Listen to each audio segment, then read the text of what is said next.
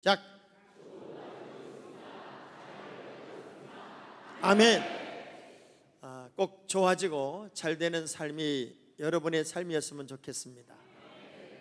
오늘이라고 하는 이 시간, 또 지금이라고 하는 이 시간은 여러분의 인생에 있어서 가장 젊은 시간입니다. 지금보다 더 젊은 시간은 앞으로 없습니다. 지금이 여러분에게 가장 젊은 시간이고 가장 위대한 시간이고 또 한 번도 살아보지 않은 시간을 여러분은 지금 살고 있기 때문에 지금이 좋아져야 되고 지금이 행복해야 되고 지금이 신바람 나야 되고 지금이 젊음을 마음껏 누릴 때입니다. 자, 두 손을 가슴에 대고 내가 언제 또 이렇게 젊어 보겠습니까? 그 젊음을 누리는 시간이었으면 좋겠습니다. 우리가 어떤 하나를 이렇게 넘으면 그것으로 모든 인생이 다 끝나고 정말 어렵고 힘든 하나의 선을 넘었을 때 인생의 모든 결론이 나서 거기에 환호가 있고 박수가 있고 그리고 모든 것을 끝낸 것 같은 안도감이 있으면 얼마나 좋겠습니까? 많은 홍해를 멋지게 건너고 나니까 수십 년의 광야 생활이 기다리고 있었고요, 요단강을 딱 건너고 나니까 여리고성이라고 하는 난공불락의 요새가 기다리고 있습니다. 하나를 넘으니 또 하나의 장애물이 있고 또 하나를 넘으니 또 하나의 장애물이 있는데 잘 훈련된 사람들에게는 장애물도 어쩌면 그렇게 우아하게 어쩌면 그렇게 아름답게 넘어내는 능력이 있을까요? 그런데 훈련되지 않은 사람들에게 하나의 장애물은 고통이고 아픔이고 불평이고 염려고 근심이 되더란 말이에요. 그래서 저는 여러분들이 일상에서 잘 훈련된 하나님의 사람들이 되어서 어떤 장애물이 와도 더 멋지게 넘어내는 승리의 주인공이 여러분이 됐으면 좋겠다. 지금 우리가 살아가는 오늘 우리 시대는 참 많은 장애물들이 있어요. 어찌 보면 인생의 여리고성과 같은 산적한 문제들이 여러분 앞에 장애물처럼 다 남아있단 말이에요. 그런데 훈련된 사람들은 멋지게 넘을 겁니다. 그리고 더 아름다운 감정을 창조해낼 거예요. 그런데 훈련되지 않은 사람들은 매 순간 분초가 고통이고 아픔이고 절망이 될 수도 있는 시대를 어쩌면 우리는 살고 있습니다. 경제가 많이 어렵다 힘들다 그러는데 어제 대통령님은 이렇게 말했어요. 지금 우리 경제는 잘 가고 있는 것이다라고요. 그래서 어떤 외부적인 조건에 의해서 지금의 경제가 더 좋아질 환경은 없는 것 같아요. 우리가 잘 넘어야 되고 잘 이겨야 되고 잘 어떤 환경이라도 승리로 만들어내는 능력이 여러분에게 있어야 될 것 같아요. 자, 그런 의미에서 훈련이라는 게 얼마나 중요하냐면 다윗과 골리앗이 싸우는 그런 장면이 있었어요. 그때 사울왕이 다윗에게 옷을 입히고 칼을 채워 보내는데 이렇게 말합니다. 사무엘상 17장 39절의 말씀을 보니까 시작. 다윗이 칼을 군복위에 차고는 익숙하지 못하므로 시험적으로 걸어보다가 사울에게 말하되 익숙하지 못하니 이것을 입고 가지 못하겠나이다. 익숙하지 못하니 이것을 입고는 내가 싸움이 안 되겠습니다. 나는 익숙한 것으로 싸우려고 합니다 하는 얘기를 했어요. 과연 여러분의 인생에서 어떤 장애물이 오고 문제가 오고 심각한 어려움이 왔을 때 나는 무엇이 여러분의 인생에 익숙한 것이 있어서 그 장애물들을 넘을 수 있을까? 우리 한번 스스로에게 질문을 던져볼 필요가 있습니다. 나는 무엇이 잘 훈련된 내가 제일 잘하는 가장 익숙한 것이 내 것이 무엇일까? 다윗에게 있어서 입혀준 갑옷은 채워준 칼은 익숙한 것이 아니었어요. 그래서 그것 가지고는 승리할 수가 없었다고 하는 거죠. 우리 성안의 모든 식구들은 익숙한 훈련의 사람들이 됐으면 좋겠어요. 뭔가가 좀 있었으면 좋겠어요. 아무리 어려움이 와도 아무리 문제가 와도 그것들을 넘을 수 있는 그 무언가 무기가 여러분에게 일상적으로 훈련된 것으로 하나씩 있었으면 좋겠습니다. 옆 사람을 물어봐봐요. 도대체 뭐가 있어요? 한번 물어봐봐요. 어떤 분은 나는 불평이 있어, 어떤 사람은 말이 있어, 뭐 어떤 사람은 염려가 있어. 그건 무기가 아니더란 말이에요. 자, 한번 이런 그림을 한번 그려봐봐요. 어떤 집에 밤을 이렇게 길러요. 알이 탁탁 벌어져 뚝뚝 떨어지고, 그리고 이제 결실할 때가 되었는데 동네 아이들이 담을 딱 넘어오더니 그 밤을 탈탈 털어가지고 막 챙겨가는 것을 그 집의 아가씨가 보고서는 그 아이들을 잡았어요. 그러면 우리 같으면 어떻게 해야 돼요? 전라도 말로 조사버려야 돼요. 그런데 이 아가씨는 어떻게 하냐면 그 아이들을 다 데리고 자기 방으로 가서 그동안 자기 주운 것까지 다 걔들이 딴 것까지 모아서 4등분을 해서 각각의 봉지에 담아 나눠주면서 너희들 얼마나 밤이 먹고 싶었으면 우리 집에 담을 넘어왔겠니? 그러니 그동안 내가 모은 밤도 이만큼 있으니 내가 너희들에게 잘 나눠줄 테니까 마음껏 고먹고 쪄먹고 부모님에게도 갖다 드리렴 하고 바리바리 싸서 한 사람씩 줬어요. 지금 여러분은 상상이 안 되니까 아멘이 안 되는 거예요. 그걸 가만둬, 그런 마음이 있는지도 모르겠어요. 놀라운 건 그 다음 날부터 이 집 담 너머로 신문이 탁탁 날라 들어와요. 그 아이 중에는 신문 배달하는 아이도 하나 있었어요. 혼날 줄 알았는데, 당연히 불효능이 날 줄 알았는데, 당연히 부모님에게까지 문제를 삼을 줄 알았는데, 그런 환경에 오히려 사랑을 준 그분이 그 집이 너무 고마워서 신문을 몰래 던져주는 일을 그 소년 중에 하나가 하더란 말입니다. 똑같이 해서는 인정받을 수 없어요. 무언가 남다른 그 무언가가 여러분에게 좀 있었으면 좋겠어요. 요단강을 건널 때 얼마나 신바람이 났을까요? 요단강을 건너고 그저 행진할 때 모든 것을 다 가진 것 같은 행복이 그들에게는 없었을까요?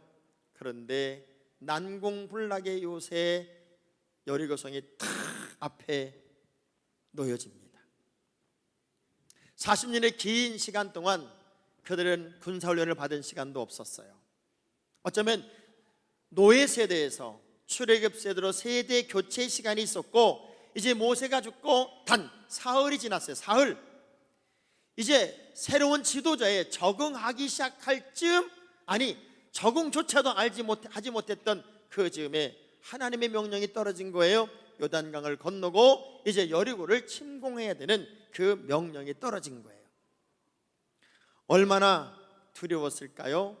당연히 그들의 지난 삶의 내용처럼 불평이 튀어나와야 되고, 이거는 해도 너무한다고 얘기해야 되고, 뭔 준비가 좀 돼 있어야 되지 않냐고 나름대로 논리를 펼 사람들이 당연히 나와야 돼요. 그런데 참 신기한 건 어떤 불평도 없어요. 일사불란하게 움직여요. 그리고 그들은 모든 상황들을 하나님의 방법대로 기가 막히게 실행함으로써 말도 안 되는 여리고성이 무너지는 기적을 경험하게 되고, 그것을 시점으로 해서 5년 동안 30번의 모든 전쟁을 승리로 만들어내는 거룩한 출발을 하게 되었습니다. 도대체 무엇으로 우리는 이 위대한 승리의 이야기를 만들어낼 수 있을까? 또 여러분 앞에 있는 말도 안 되는 그 여리고성을 무너뜨릴 수 있는 나름대로의 도전과 어떤 무기를 가질 수 있을까? 이들은 첫 번째, 하나님의 말씀의 의도를 알았다는 거예요. 그래서 그 말씀대로 삶을 시작합니다. 믿음의 사람들에게 있어서 최고의 축복은 말씀을 내 삶의 지표로 붙잡고 간다는 거예요. 이번에 태풍이 왔잖아요. 저는 차라리 물폭탄, 비가 좀 엄청나게 쏟아져서 이 지역에 가뭄이 해갈되기를 은근히 기대하며 우리 동네도 물이 좀, 비가 좀 많이 오기를 기대했어요. 매스컴에서는 난리가 났습니다. 몇 시에 여기 오고 몇 시에 여기 오고. 그래서 발빠른 목사님들, 약삭빠른 목사님들은 새벽 예배도 안 하기로 문자를 다 보냈대요.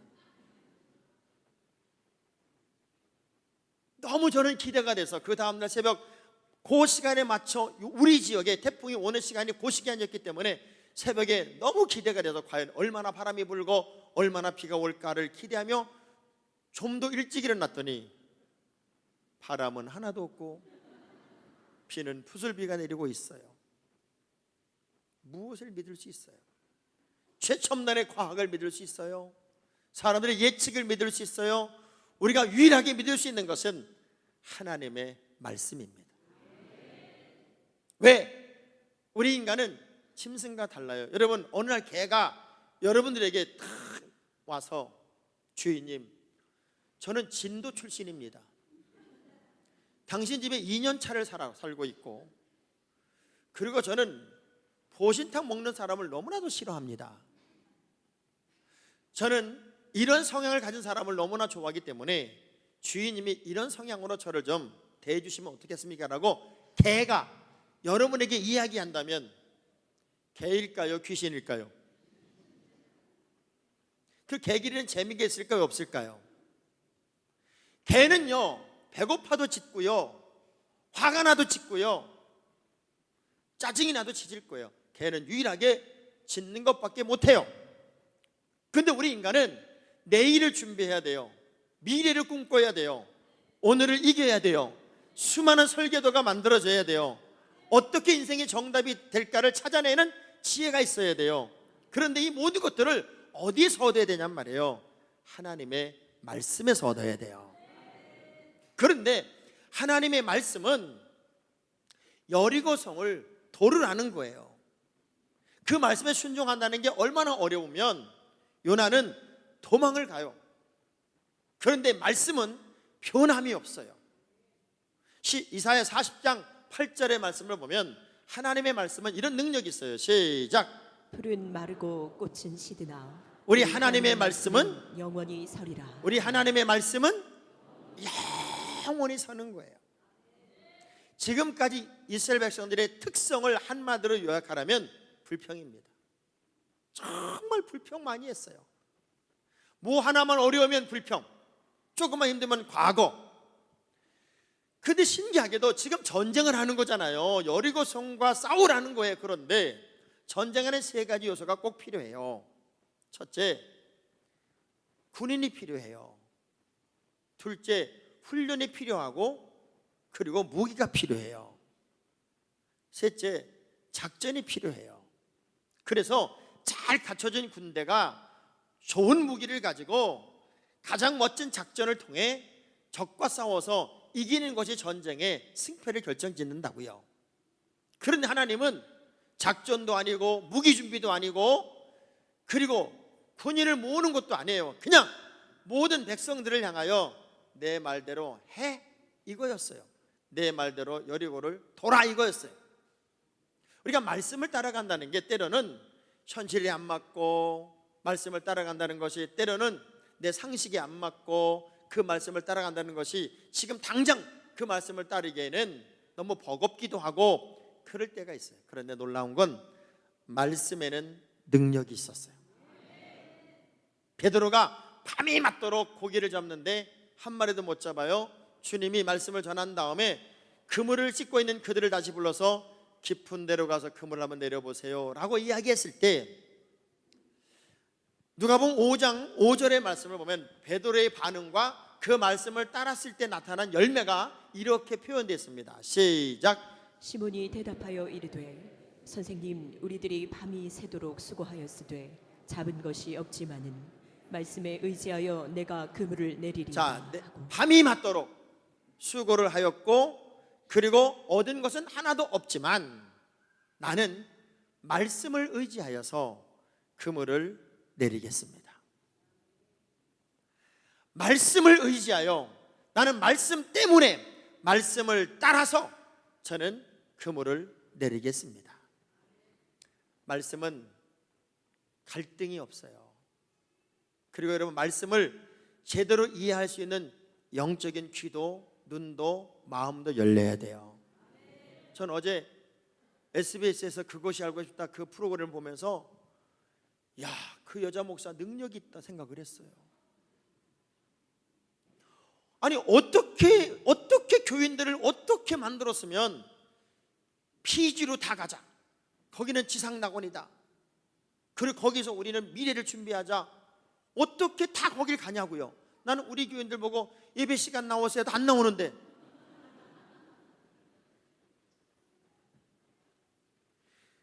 그리고 저는 이 타작마당이라는 게 뭔가 봤더니 두들겨 패는 거더라고요. 성경은 가늠하다 현장에 잡힌 여자도 용서했고요, 돌을 들고 있는 수많은 사람들이 돌로 저 여자를 내려치려고 할 때 너희 중에 죄 없는 자가 저 여자를 돌로 치라 할 때 그들이 부끄러워 다 도망가는데 누가 누구를 타작하냐고. 누가 누구를. 이야, 무식이 충만하대. 나는요, 예를 들어 우리 교인들한테 조상준 장로님 나와보셔, 그리고 뺨때기 하나 때리면 아마 경찰에 고발할지도 몰라. 그런데 막 두들겨 패도 맞고 앉았어. 건강하지 못한 목사, 건강하지 못한 말씀, 건강하지 못한 성도들은 교회란 이름은 가지고 있지만 그건 교회가 아니에요. 하나님의 온전한 진리가 그 안에 있는 게 아니고, 이 여자 감옥에서 뭐라고 그래요? 이 타작마당에 관한 모든 말씀은 이 지구상에서 하나님이 나한테만 그 비밀을 알려줬대요. 자기한테만. 하나님의 말씀은 정의롭고 공의로우며, 우리가 그 말씀으로 갈 때 하나님의 역사의 이야기가 만들어지는 것이 하나님의 말씀이지, 자기 편리와 자기 의가 되고 인간이 높아지는 것은 절대로 하나님의 역사가 아니더란 말이에요. 그래서 우리는 모든 삶의 기준을 성경에 둬야 돼요. 하나님의 말씀에 둬야 되는데, 바른 신앙을 갖기 위해서는 여러분 성경을 좀 읽으세요. 자꾸 엉터리 소리를 듣지 말고 우리 다짐을 한번 합시다. 업사람 악수하면서 좋게 말할 때 성경 좀 읽으세요. 진짜.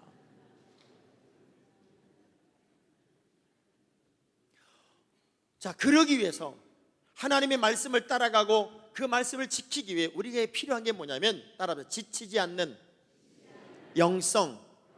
다시 한번, 지치지 않는 영성. 나는 누구를 바라보냐 이거예요. 누구를. 누가복음 7장을 보면요, 시몬이라는 사람이 예수님을 초청했어요. 자기 집에 식사 자리에 초청을 한다고요. 그런데 한참 식사하는 동안에 한 여인이 와서 옥합을 깨고 예수님 발에 붓고 씻어내는 장면이 있어요. 사람들이 깜짝 놀랐죠. 그때 우리 예수님이 이렇게 말합니다. 나는 너희 집에 왔을 때 너희가 내 발도 씻지 아니해주고, 쉽게 말하면 초청장 하나 줬고 왔지만 예수님을 예를 표하지 않은, 그야말로 무시했다. 그 얘기에 무시했다. 어느 집에든지 손님이 오면 제일 먼저 하는 일이 발을 씻어주는 일이에요. 그런데 이 시몬은요, 철저한 바리새인입니다. 쉽게 말하면 12년간 성경 12권을 달달 외운 사람이고, 구약을 줄줄이 외운 사람이고, 메시아 예언 300개를 외운 사람이에요. 그런데 정작 그 예수가 자기 집에 왔음에도 불구하고 철저하게 무시하고 외면하고 그리고 취급하지 않았어요. 그런데 옥합을 깬 이 여인은 수많은 사람들의 비난과 수많은 사람들의 멸시천대를 받지만, 죄인인 이 여인은 자신의 전부를 깨서 예수님의 발에 붓고 그 집을 향유 가득한 집으로 바꿔냅니다. 왜? 이 여인의 오직 관심은 예수예요. 야단을 맞아도 욕을 먹어도 예수를 바라보는 그 뜨거움이 이 여인에게는 있었단 말이에요. 전 여러분에게 부탁합니다. 요만큼 하고 이만큼 한 것처럼 공식할 거 없어요.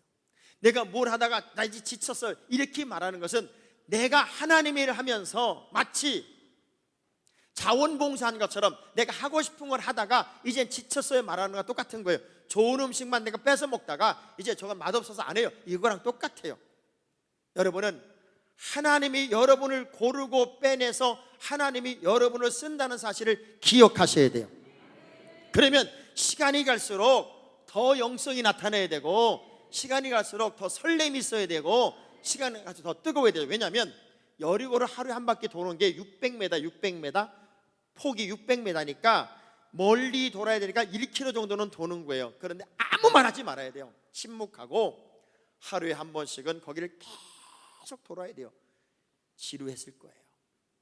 그리고 하나님이 위해서 음성을 뭐 그냥 이스라엘 백성들아 뭐 무슨 뭐 번개가 떨어지고 그러면서 음성이 떨어진 게 아니라 여호수아의 입을 통해서 백성들에게 한 말이기 때문에 이렇게 생각하는 사람도 있을 수 있어요. 진짜 하나님의 뜻 맞아 이거? 여호수아 착각하는 거 아니야? 저 사람 우리 지도자 된 지 며칠 안 됐는데 지금 제정신 못 차리는 거 아니야? 별의별 소리 다 할 수 있어야 돼요. 그런데 놀라운 건 그들은 매일을 돌면서 에너지가 빠지지 않아요. 마지막 날 7바퀴를 돌면서도 에너지가 떨어지질 않아요. 하나님의 사람들의 능력은 에너지가 점점점 넘쳐나야 된다는 거예요. 지치지 않는 영적인 능력이 여러분에게 있어야 된다는 거예요. 아브라함의 위대성이 뭔 줄 알아요? 로마서 4장 19절의 말씀을 보면 아브라함의 위대성은 이겁니다. 시작. 그가 백세나 되어 자기 몸이 죽은 것 같고 사라의 태가 죽은 것 같음을 알고도 믿음이 약하여지지 아니하고. 자, 상황은 내가 지금 힘을 낼 상황이 아니에요. 상황은 그것에 대해서 자신만만한 상황이 아니에요. 그런데 그럼에도 불구하고 아브라함의 특성은 믿음이 약하여지지 않았다는 거예요. 엘리야는 승승장구하고 그렇게 잘 나가다가 850대1의 싸움에서 패배하고 난 다음에, 이기고 난 다음에 이세벨의 말 한마디, 그 엄청난 싸움에서 이기고 난 다음에 그 왕비의 말 한마디에 맥없이 무너져서 숨어 들어가는 장면이 있어요. 우리는 시간이 가고 세월이 가도 더 열정적이고 더 영성에 불이 붙고 뜨거운 가슴의 사람으로 우리의 미래를 열어야 할 줄로 믿습니다. 왜? 하나님의 요청은 여리고를 돌아라, 계속 돌아라, 지치지 말고 돌아라, 마지막 날은 7바퀴를 돌아라. 우리 교인들에게 내가 맨날 같은 일을 반복적으로 시키면요, 그리고 어떤 변화도 없는데 계속 그걸 반복적으로 시키면 저한테 금방 그럴 거예요. 좀 다른 거 하면 안 돼요. 정말 다른 거. 오늘은 이렇게 돌았으니까 내일은 이렇게 돌고, 아니면 오늘은 걸었으니까 내일 좀 뛰고, 뭔가 좀 새로운 거 없어요? 그렇게 얘기할지 모르겠어요. 그런데 그들은 지루해하지 않고 지치지 않고 날이 가도 시간이 가도 더 열정이고 더 뜨거움을 보이더란 말이에요. 마태복음 20장에 보면은 맹인 두 사람이 예수님이 여리고에 들어오는 장면을 듣고서는 소리 지르기 시작합니다. 다윗의 자손 예수여, 다윗의 자손 예수여, 우리를 불쌍히 여기소서 소리를 머그머그 지르니까 수많은 사람들이 그 둘을 향해서 막 꾸짖는 거예요. 막 꾸짖으면서 제발 조용히 좀 하라고. 자, 어떤 상황이 됐나 한번 보세요.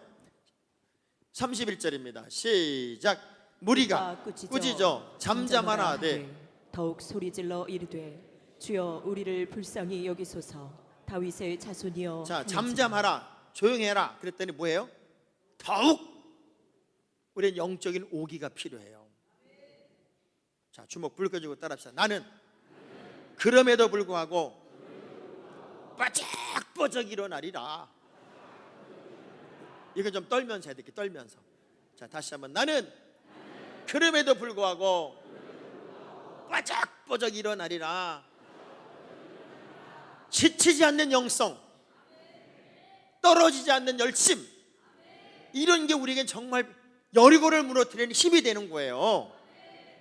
욥기 첫 번째 장을 이렇게 열면요, 욥을 이렇게 소개합니다. 7 아들이 있고 3 딸이 있으며 7,000마리의 양이 있고 3,000마리의 낙타가 있으며 500쌍의 소와 500마리의 나귀, 종들은 헤아릴 수가 없다.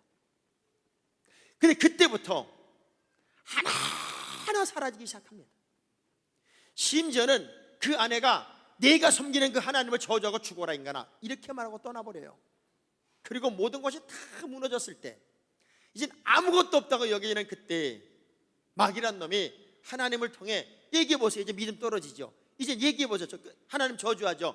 그런 상황이 되었을 때 욥기서 42장 5절에 욥은 이렇게 반응을 합니다. 보통의 사람 같으면 나 이제 하나님이고 뭐고 없어, 이제는 끝이야, 이렇게 말해야 되는데 가장 극단적인 상황, 마귀가 요청하고 싶었던 그 상황에서 오히려 욥은 하나님을 욕하고 하나님을 저주하기보다는 이렇게 반응합니다. 시작.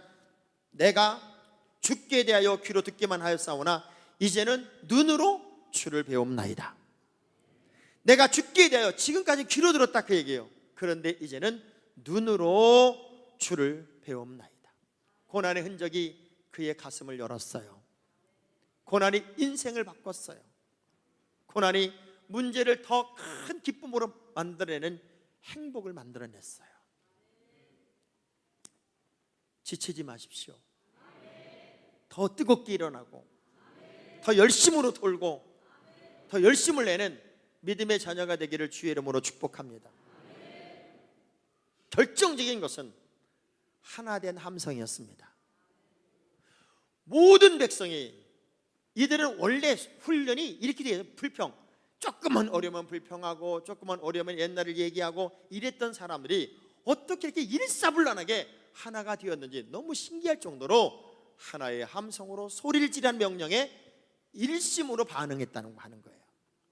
저희 교회처럼 갑자기 부흥이 많이 된 교회는 제일 약한 부분이 뭐냐면 일체감이에요. 일체감, 하나됨이에요.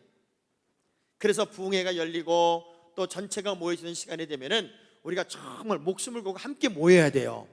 왜냐하면 함께 하나의 비전과 꿈을 가지고 온 교우들이 하나에 대한 영성을 가지고 움직이면 이게 국가의 문제가 해결되는 것뿐만 아니라 자기 가정의 문제, 개인의 문제 해결되는 거잖아요.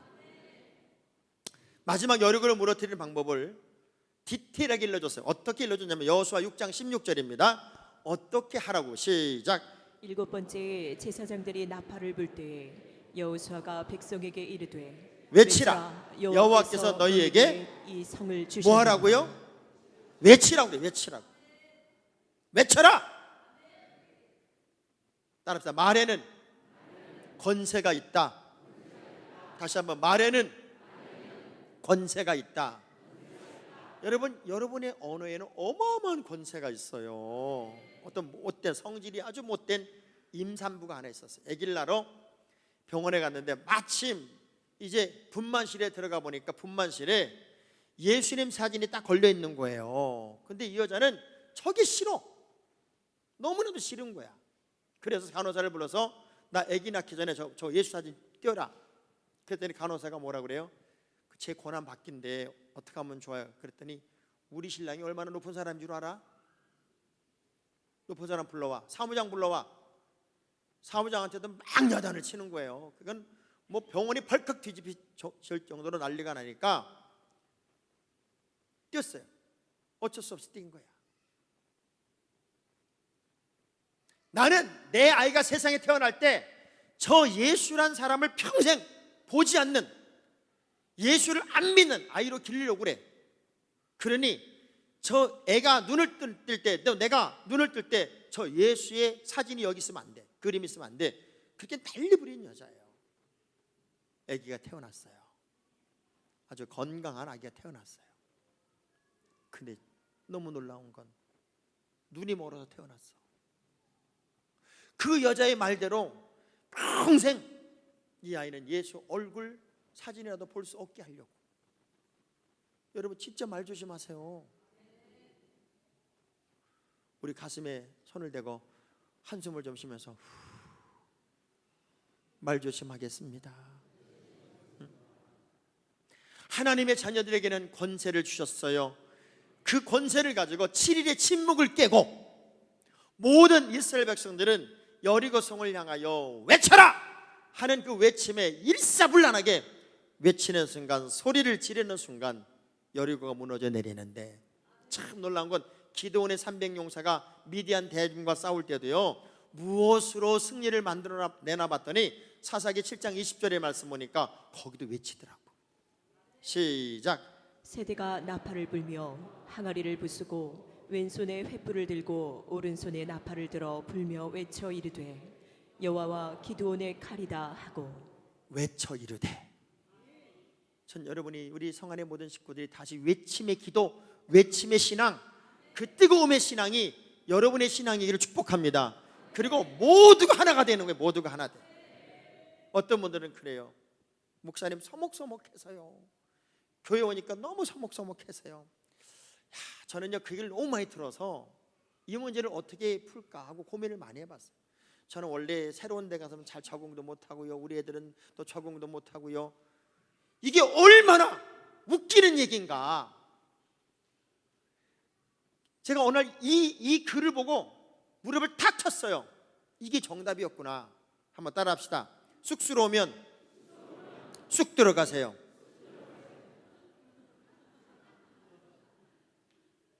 가만히 생각을 해보라는 거예요.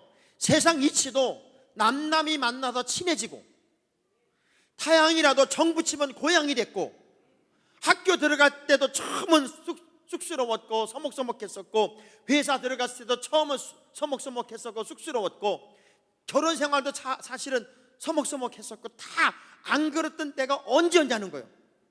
그런데 쑥 들어가니까 다 사귀어지는 거고, 친해지는 거고, 알아지는 거고. 옆 사람한테 물어봐요. 아직 쑥스러워요? 쑥 들어가세요. 쑥 들어가면 내가 문제였다는 것을 다 안다는 거예요. 내가 문제였다는 것을. 세상 이치도 다 그런 거예요. 처음에 새로운 단체 오자마자 그냥 막 오래 만난 사람들처럼 막 신바람이 날 수 있는 사람은 지구상에 별로 없어요. 그런데 그것이 나는 한계라고, 약점이라고, 우리 애들은 적응을 잘 못한다고 계속 돌려내면은 걔는 어디 가면 적응하겠냐고요. 한 번은 넘어야 될 산이잖아요. 한 번은. 아멘을 천천히 하는 거 보니까 아직도 그런 사람이. 하나님의 사람들에게는 하나님이 능력을 주셨고 무기를 줬어요. 이사야 58장 1절의 말씀을 보면 그냥 외치라는 게 아니에요. 크게 외치라는 거예요. 시작. 크게 외치라. 목소리를 아끼지 말라.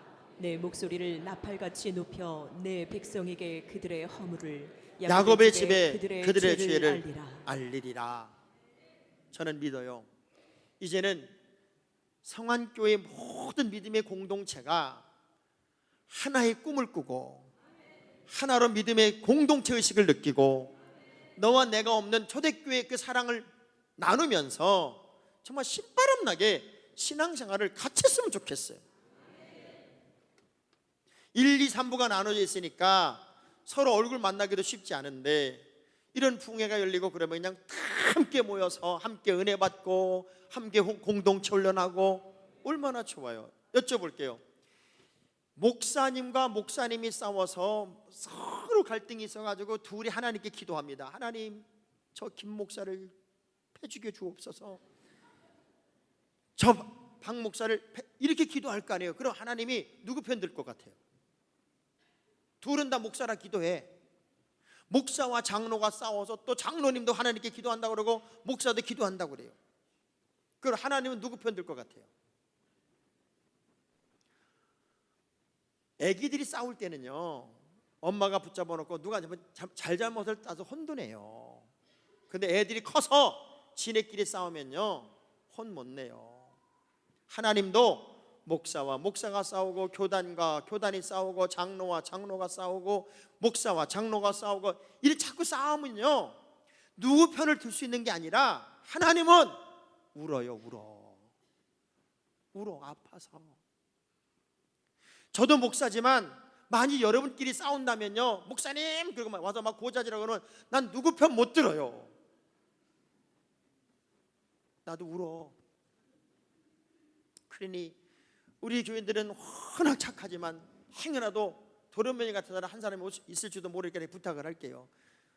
주먹을 불끈 쥐고 따라합시다. 나는 절대로 싸우지 않겠습니다. 여기 떨면서 해야 돼. 떨면서. 잘잘못의 문제가 아니에요. 하나님은 아파요. 가장 중요한 게 뭔 줄 아세요? 내가 너희를 사랑한 것처럼 너희도 서로 사랑하고 모두가 하나가 되자는 거예요. 믿음의 공동체가 하나의 외침을 외칠 때 여리고가 와르르 무너지고, 와르르 무너지는 그 환호와 감격을 가지고 5년 동안 30번의 전쟁을 계속 승리로 만들어 가잖아요. 여러분의 인생에 난공불락의 여리고가 설적했을 거예요. 다시 말씀으로 돌아갑시다. 그리고 지치지 말고 우리의 영성을 회복합시다. 그리고 더 뜨거운 한마음 된, 일체감 된 그 가슴으로 주께 부르짖으며 승리의 노래를 부르는 믿음의 주인공이 우리 모두가 되기를 주의 이름으로 축복합니다. 찬양하겠습니다. 이 산지를 주님 내게 주옵소서.